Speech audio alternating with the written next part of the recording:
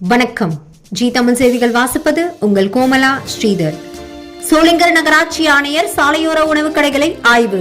Plastic கவரை பயன்படுத்தி உணவு விற்பதால் கேன்சர் உண்டாக வாய்ப்பு.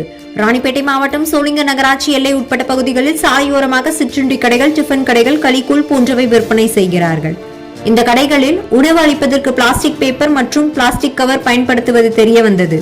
இதனை அறிந்த நகராட்சி ஆணையர் சாலையோர உணவு கடைகளை ஆய்வு செய்து பிளாஸ்டிக் கவரோ பேப்பரையோ பயன்படுத்தினால் கடுமையான நடவடிக்கை எடுக்கப்படும், அபராதம் விதிக்கப்படும் என எச்சரித்தார்.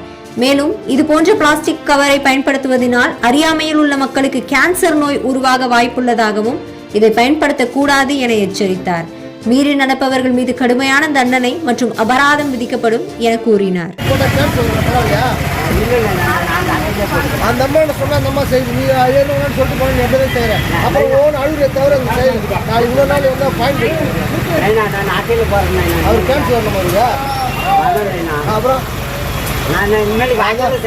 பழம் இது பண்ண கூட பரவாயில்ல, அட்டை வாங்கி இலை வாங்கினா உங்களுக்கு கஷ்டம். ஒரு 2 ரூபா கூட சேர்த்து